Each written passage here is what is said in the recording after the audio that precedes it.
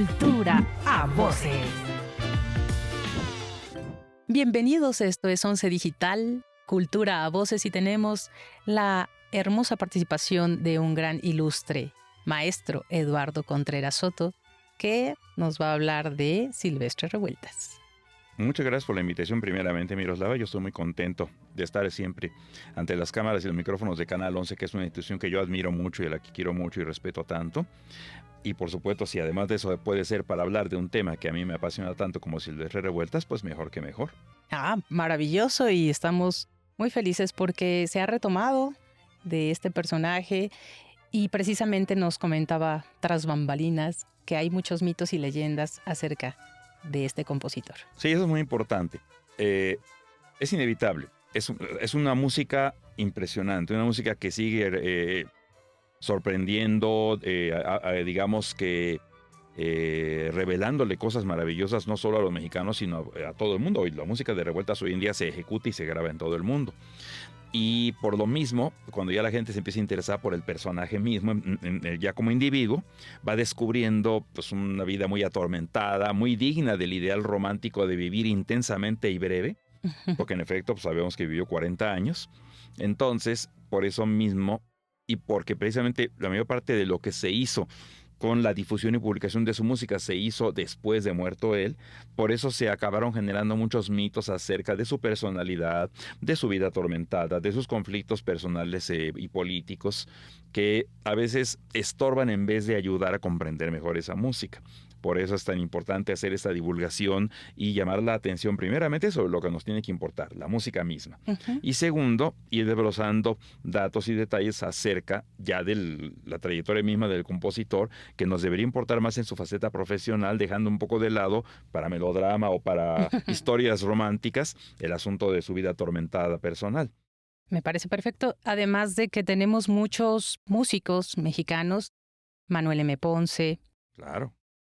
Silvestre Revueltas, queremos en esta ocasión. Sin embargo, por ejemplo, el Guapango de Moncayo, pues ha sido conocido de manera internacional. Pienso que los extranjeros nos hablan de sus grandes obras, de sus grandes pintores, de sus grandes creadores. Y en este caso, mi misión, difusión, me gustaría mucho que se hablara de un personaje como el nuestro. Lo hago nuestro porque es de Santiago Papasquiaro Durango, y creo que por ahí quisiera yo empezar con la infancia, a lo mejor no con el drama que tenemos, pero que no queremos exacerbar, pero 12 hermanos, del cual él fue el primogénito, y demás músicos, pintores, cineastas, danzas. Claro. Que nos pueda decir más acerca de su vida desde chiquito, cómo fue la influencia, cómo llegó a él este gusto por la música. En 1994 estuve en Santiago Papasquiaro. Una vez en la vida he estado allí. Y quise hacer algo que sí me reflejara cómo debió haberlo sentido la familia y él mismo de joven. Me fui en tren. Ahora ya no hay tren, pero en 1994 todavía se podía tomar un ferrocarril de Durango a Santiago Papasquiaro, que está a 222 kilómetros. Y lo que se haría en automóvil en unas 2-3 horas, ahora en tren se hacía en 6. Wow. Entonces, uno debe tener también una conciencia de cómo eran las distancias, cómo eran los tiempos en otras épocas, que es como me imagino que debió haber sido, todavía incluso más tardado, con el trenecito de principios del siglo XX, Sí. que es lo que realmente le tocó vivir a la familia de José Revueltas y Romana Sánchez, que son los fundadores, digamos, de esta gran dinastía, ¿verdad? Sí. Y digo que es una gran dinastía porque, como usted ya lo ha señalado muy bien, claro, no solo es el número de hermanos, y qué calidad de hermanos salieron de ahí. Más adelante podemos abundar al respecto, pero sí sobre todo el hecho de que ninguno de los dos padres tenía antecedentes intelectuales o artísticos en su familia ni en su trayectoria. Allí también fue una especie de un talento visionario de los dos, don José y doña Romana, para entender que sus hijos merecían tener una educación de calidad, merecían enriquecer la vida que habían recibido de sus padres, y aunque ellos se dedicaban a tiendas, a una tienda de una miscelánea de pueblo, no impidiera eso que los chicos tuvieran la oportunidad de formarse, leer cosas importantes. En la casa de los Revueltas siempre hubo literatura de calidad, siempre hubo interés porque aprendieran un instrumento, porque cantaran, porque dibujaran. Una de las leyendas, ya que estamos en las leyendas, Sí. que sí está muy asociada a la época de la familia de los Revueltas, es que varios de los hermanos siempre han recordado que doña Romana, la madre, siempre decía que soñaba con tener un hijo que fuera músico, poeta o pintor. Wow. Entonces, no se le hizo a uno, se le hicieron tres. O sea, entonces cada uno fue de ellos, y no solo tres, porque de hecho pintores hubo dos muy célebres, ¿no? Fermín y Consuelo. Ah, Consuelo también, yo Ujú. solo Consuelo, sabía ya a Fermín. edad mayor, ella también acabó teniendo una destacada trayectoria de pintora. Bueno, El el poeta, escritor podemos decir que es el escritor José, ¿verdad? José También Revueltas. harto conocido. Y el músico, pues es nuestro Silvestre. Ujú. Así que eso es lo que podemos señalar como una primera etapa formativa. Claro que yo creo que ayudó mucho, fue fundamental haber nacido en el seno de una familia cuyos padres tenían tanta conciencia, tanto interés, tanto deseo de que sus hijos tuvieran un desarrollo pleno como personas, lo que le allanó el camino para que de otra manera un talento pues que estaba perdido en la Sierra Norte de Durango, resultara que tuviera una oportunidad para destacarse y moverse. Aparte de la cuestión ya de la formación personal de Silvestre, influye por supuesto mucho los fenómenos históricos de la época. No hay que olvidar que Silvestre llega a los 10 años de edad, a los 11 años de edad con la Revolución Mexicana. Y Exacto. justamente, aunque la familia primero se trasladó de Santiago a Durango, a la capital, y luego de la capital del estado a la del país, la Ciudad de México, en el camino sale la revolución y lo que decide José el padre es que por lo menos los hijos mayores salgan de ese medio con tantos riesgos y con tanta violencia, inseguridad e inestabilidad, no solo política y militar, sino hasta educativa, y prefieran irse a estudiar a Estados Unidos. Entonces, digamos que ese sería como un primer antecedente de dónde viene, ¿no? La infancia Ujú. interesante y excepcional de Silvestre y de su familia. Por la época, por la edad y porque los mandan de alguna manera solos. Y me gustaría saber, no quiero regresarlo tanto, maestro, pero a los 12 años se presenta con el violín. ¿Cómo llega el violín? Sí, no sabemos exactamente cómo llegó el violín a la vida de Silvestre, Ujú, pero está en la vida de Silvestre desde los 10, 11 años. Primero tomó clases particulares en Durango, ujú, luego por alguna razón lo llevan a Guadalajara, porque precisamente la primera presentación que tenemos documentada de Silvestre como violinista es en el Teatro Degollado, nada menos. Un ujú. teatro que todos sabemos que aparte de que es imponente y majestuoso, pues a un muchachito de 11 años recién salido de una ciudad provinciana le ha de haber parecido más.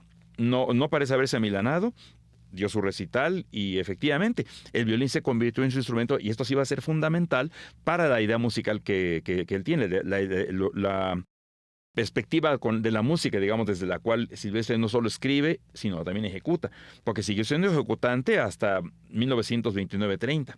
Y de ahí se van a Austin, Texas, antes de irse a Chicago, que es ahí como el boom de sus Exactamente. creaciones, de los maestros que detectan, esta familia viene con mucho fervor. Ahí, ¿qué ocurre, maestro, con el maestro Tello y otro gran violinista? Pues ahí entramos en una etapa más de juventud y formación, ¿verdad? En efecto, como usted lo ha señalado muy bien, Miroslava, Fermín y Silvestre fueron muy unidos en toda su juventud al haber viajado juntos y haberse formado juntos. Ujú. En efecto, están primero en un internado en Texas, un internado de carácter religioso, donde también dice la leyenda que Revueltas descubre las primeras músicas que se consideraban modernas.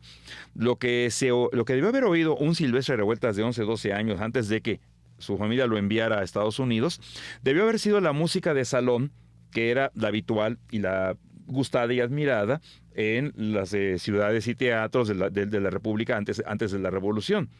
Entre esa música hay música de muy gran calidad, o sea, no debemos menospreciarla porque la gente a veces piensa que cuando uno dice música de salón, uno está diciendo una música muy sencilla, muy cómoda, muy obvia, pero no. Entre esa música está la música de Felipe Villanueva, Ernesto Elorduy, Gustavo Ecampa, que no es para nada música mal hecha, mal construida, ¿no? Claro que no. Incluso es muy probable que Revueltas hubiera escuchado a su paisano Ricardo Castro, que ya es un señor compositor, no un músico de salón. No. Entonces, ese es el antecedente. Cuando ya Revueltas está en el internado, parece que descubre ya autores internacionales y descubre un lenguaje más moderno. El caso más señalado, dicho por el propio Revueltas en sus notas autobiográficas, es la música de Claude Aquil Debussy, Ujú. que al tener un carácter armónico mucho más desarrollado y muy moderno para su época, para él también representa una sorpresa, porque él afirmó años después que él buscaba también ese tipo de transformación armónica en la propia música que él quería empezar a componer. No solo le llega la influencia de Debussy, sino también de escritores. Claro. De alguna manera se va empapando de conocidos. Y el sacerdote que se impacta porque esto era, bueno, ahora ya es WhatsApp, pero antes eran las famosas cartas, que se siente desprotegido ya de cómo le brindo más apoyo, le digo que ya no tengo más elementos que aportarle porque Silvestre está buscando nuevas armonías, que pues para él era así disonancia.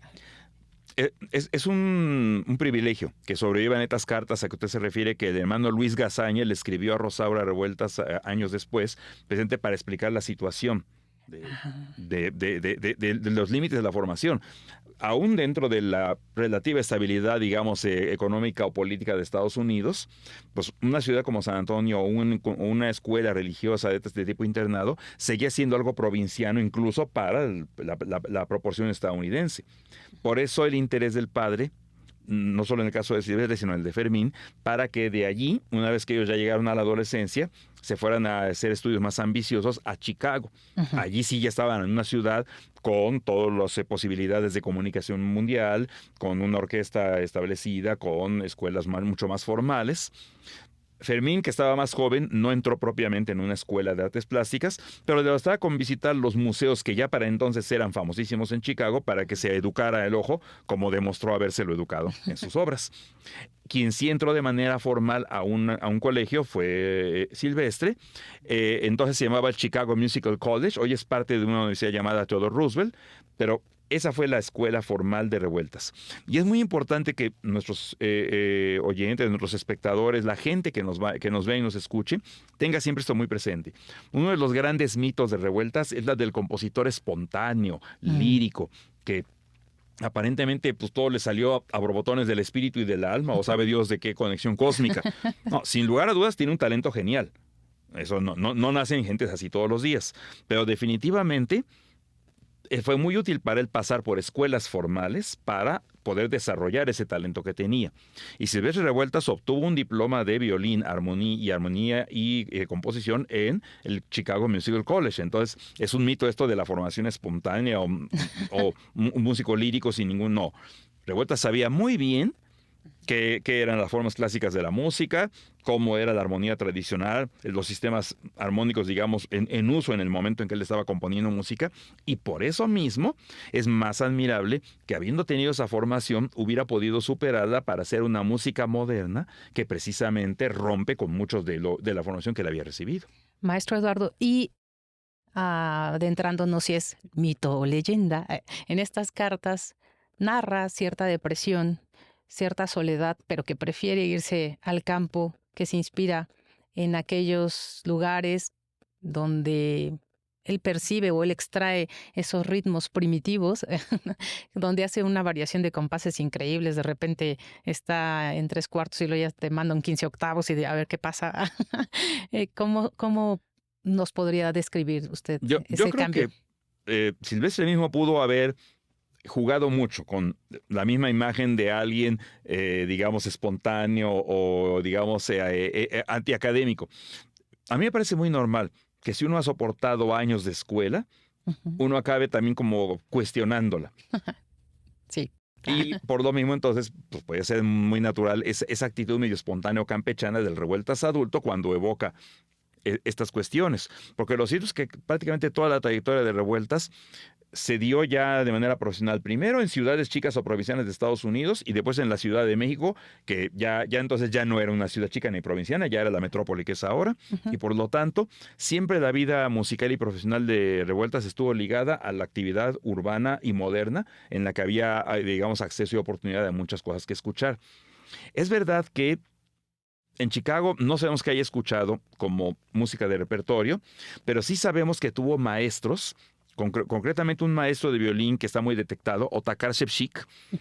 Él era un violinista de origen checo que se había ido a dar clases a Estados Unidos, y Ševčík era una persona que estaba vinculada con compositores, con música moderna para su tiempo, digamos el posromanticismo tardío de mucho cromatismo. Y justamente todo lo que tenía de formación Ševčík lo sabe transmitir a Silvestre como alumno, desde el punto de vista de la ejecución del violín, pero seguramente también a poner en contacto con un repertorio que rebasaba, digamos, las modas habituales de su tiempo. Y bueno, haciendo una pequeña pausa, el maestro nos dice que es investigador de CENIDIM. Por favor, coméntenos más, maestro, acerca de ello. Yo soy investigador en efecto del Centro Nacional de Investigación, Documentación e Información Musical Carlos Chávez, que es parte del Instituto Nacional de Bellas Artes y como usted lo ha dicho muy bien, Miroslava, sus siglas son CENIDIM, que es más fácil decir eso que todo el largo nombre que dije primero. Y en el CENIDIM es precisamente en donde he tenido la oportunidad de desarrollar la labor de investigación por la cual pude sacar 2 libros sobre Silvestre Revueltas. El primero se llama Silvestre Revueltas, Baile, Duelo y Son, que es su biografía. Y el segundo ya es un poco más especializado, Silvestre Revueltas en escena y en pantalla, la música de Revueltas para el cine y la escena. Y justamente esos libros son fruto de mis investigaciones como parte de este centro. Excelente, maestro. Yo creo que los que nos van a ver, ojalá de todo tipo de edades, se involucre, se invite, se contagie de querer seguir investigando, seguir sabiendo de alguien más y que nos comparta acerca de sus pasiones. En este momento el maestro está extasiado y nos contagia mucho de estos momentos que él ha tenido que vivir, que ha buscado, que ha tenido contacto con la misma familia, con de Revueltas, me imagino con Eugenia Revueltas. Sí, he tenido ese honor y le agradezco mucho, aprovecho para decir ante las cámaras, no tengo cómo agradecer la generosidad, la buena disposición y la política de puertas abiertas de la maestra Eugenia Revueltas, sin la cual no habríamos podido tener acceso a las partituras manuscritas, a información de primerísima fuente y a documentos preciosísimos. Gracias. Es de veras un gran honor que la maestra haya cooperado tanto con quienes nos interesamos con la música de Revueltas. Gracias, maestro, porque tenemos archivo gracias a eso. Y bueno, entonces nos quedamos con que estaba en Chicago el maestro y de repente se va también ahí estando en San Antonio, en Estados Unidos. Ya el tiempo parecía que el maestro sabía que iba a durar tampoco 40 años porque apremiaba. Él no paraba, ¿no? ¿Nos podría contar más de sus obras, sí, maestro? La vida se le acelera a Silvestre en los años 20, primero por la muerte del padre, que fue lo que realmente le motivó que de Chicago regresara a la Ciudad de México para atender los asuntos familiares en su calidad de hermano mayor. Okay. Una vez que ya quedó resuelto eso, buscó trabajo aquí, no lo encontró tan fácil. En los años 20 todavía estaban despegando muchas iniciativas, apenas iba a empezar ese gran movimiento que todos asociamos con la época nacionalista de la cultura mexicana, pero Silvestre no encontró, digamos, suficiente trabajo aquí y volvió a Chicago un tiempo, pero la verdad es que la mayor parte de los años 20 la pasó en ciudades del sur de Estados Unidos, muy concretamente en San Antonio, Texas y en Mobile, Alabama. ¿Por qué allí? Porque allí había teatros que podían dar lo mismo variedades escénicas del tipo de vodevils, teatros de revista o proyectar cine. Estamos en el momento del gran auge del cine silente y el cine silente, como tal vez no sepan muchos de los jóvenes, se presentaba al público con orquestas u organistas tocando música adecuada para el efecto de fondo mientras se daba la proyección. Silvestre Revueltas vivió de eso durante muchos años de los años 20 hasta que, por fortuna para él, Carlos Chávez lo invita en 1929 a regresar a México porque para ese momento ya está ahora sí establecida la Orquesta Sinfónica de México, uno de los grandes proyectos musicales de la primera mitad del siglo XX, y allí Chávez invita a Revueltas como su director y para que se toque su música. En este momento, maestro, quisiéramos citar todas las obras, ni siquiera por orden de importancia, pero hace duetos, tercetos, quintetos, octeto para radio. Más de su información. Muchísima música. Es curioso, en realidad es poca. No hay más de 60 títulos en el catálogo de Revueltas y mucha de la música que se conserva son cosas de borradores o de su juventud y demás. Pero sí, es fácil decir rápidamente. Produjo música orquestal en piezas breves. Las más conocidas son sin duda Sensemayá, Janitzio, Ventanas, Esquinas, Colorines. Esas son piezas orquestales que se ejecutaron con la Sinfónica de México. Produjo también música de cámara o para orquesta de cámara, que también es valiosísima y de la que revela más sus alcances modernos y de hallazgos. Primeramente, el homenaje a Federico García Lorca, una de las obras maestras del repertorio mexicano de todos los tiempos. Alcancías, usted lo dijo muy bien, 8 por radio, que fue pensada para los micrófonos de la estación radiofónica de la Secretaría de Educación Pública. La tocata sin fuga para violín y pequeño conjunto de cámara. Escribió 4 cuartetos de cuerdas maravillosos, el cuarto de los cuales música de feria también es de sus grandes obras. Y aparte de esta gran música de cámara, también hizo canciones. Usted sabe de eso, por supuesto, mejor que yo, porque las puede cantar y yo no. Oh, maestro. Entonces, hizo canciones que además con las lecturas a que usted se refería, la cultura literaria de Revueltas era tan vasta que los textos que eligió para sus canciones no son de cualesquier autores, son de Federico García Lorca, Nicolás Guillén, Ujú.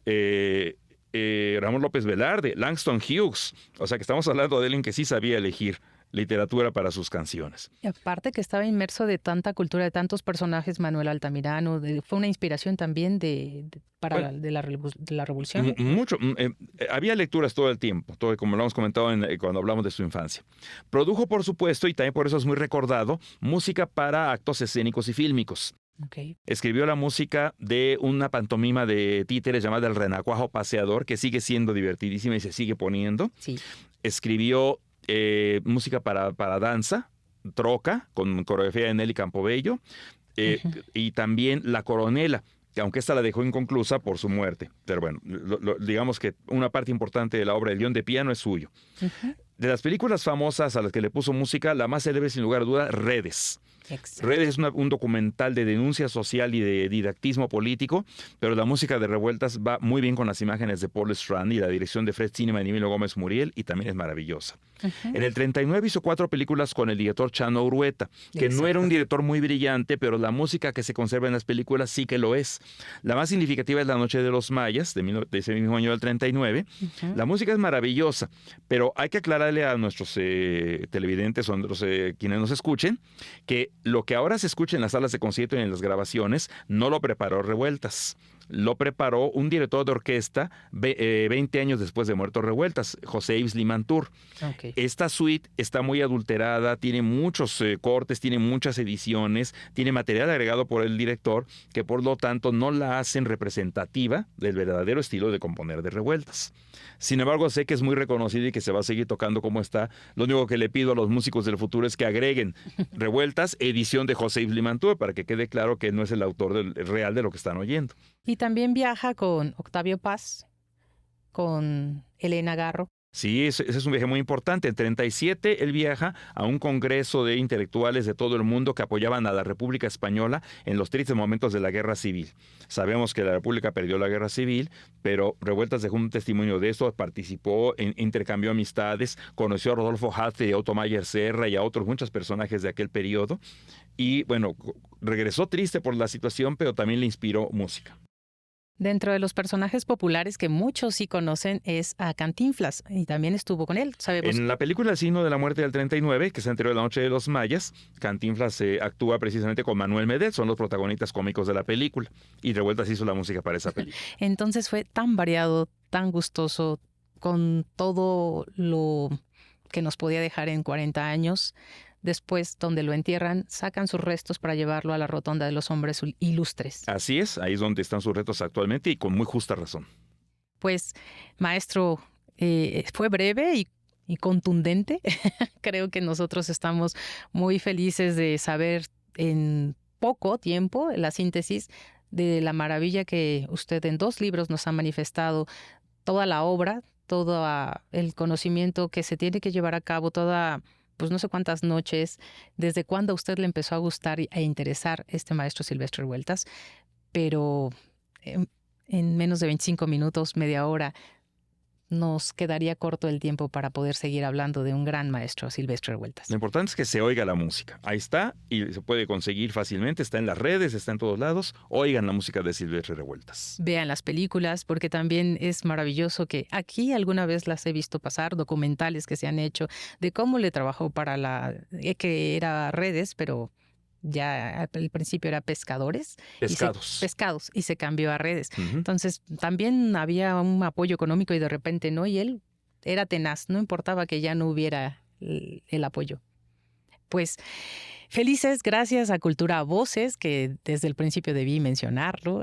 Estamos muy felices de anunciarnos con este proyecto porque le comento, maestro, estamos haciendo capsulitas de la cultura mexicana, de lo que hacemos, a lo mejor citadino de lo común, pero tratando de meter esa inyección de pues que también aquí hay compositores, de que también hay pintores, de que también tenemos mucho que rescatar, mucho que contar, mucho que decir, pero a través de una forma asequible, donde tampoco tratemos de impactarnos y, yo no sé nada de ello, ¿no? Al contrario, es, mira cómo te voy invitando para que vayamos aprendiendo y vayamos sabiendo de toda esta riqueza.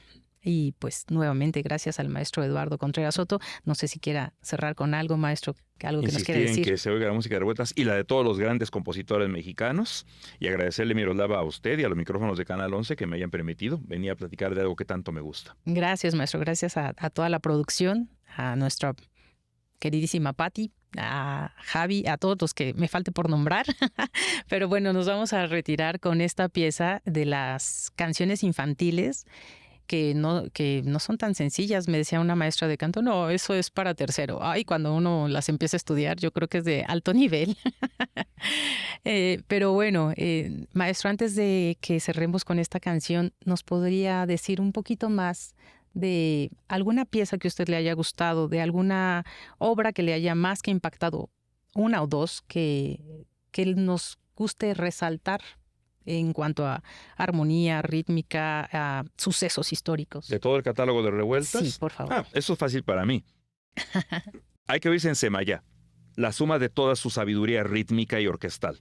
Hay que oír el homenaje a Federico García Lorca, que es como un gran concierto barroco del siglo XX, sutil, elegante y con todas las emociones en una sola obra. Y hay que oír los 4 cuartetos de cuerda, especialmente el cuarto, Música de Feria. Con eso ya sabemos quién es Silvestre Revueltas. Y con Sensemayá tengo yo curiosidad por saber si es mito o leyenda. ¿Conoció directamente al maestro poeta cubano Nicolás Guillén? Pero claro Mayombe. Que sí. Guillén estaba exiliado en México por la dictadura de Gerardo Machado. Y luego volvieron a coincidir en el Congreso porque también Guillén apoyó la causa republicana española. Entonces, claro que se conocieron personalmente. ¿Y con el maestro García Lorca? No. Sí. García Lorca ya había sido asesinado cuando Revueltas llegó a España. Pero se había vuelto un ícono de la República y por eso todo el mundo lo estaba citando y usan en sus canciones y en su literatura. En el aspecto del maestro García Lorca también fue una influencia tremenda, donde me recuerdo que una de las canciones, siendo alumna, hubo una maestra que tuvo que explicarme, por ejemplo, Canción del Naranjo Seco. Yo me imaginaba un árbol de limones, de toronjas, pero no tenía nada que ver con la explicación. Pero bueno, ahora sí, en la canción de las 5 horas, ¿habrá algo más de trasfondo? ¿Es de anónimo? Es una ronda anónima.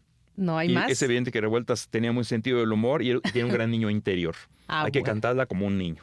Ok, pues nos despedimos con esa, maestro. Si usted me quiere acompañar a capela, vamos a cantar las 5 horas. ¿No, maestro? Usted. Bueno, entonces voy a tratar de simular brevemente lo del lenguaje a señas, a ver si coincidimos. A la una, sale la luna, a las 2, sale el sol, a las 3, sale el buey, a las 4, sale el gato, a las 5, un brinco. Nos retiramos con esto, maestro. Muchas gracias al maestro Eduardo Contreras Soto. Gracias nuevamente a Cultura Voces. Gracias a Canal 11 Digital. Un placer y nos seguimos viendo en nuestra próxima cápsula. Cultura a Voces.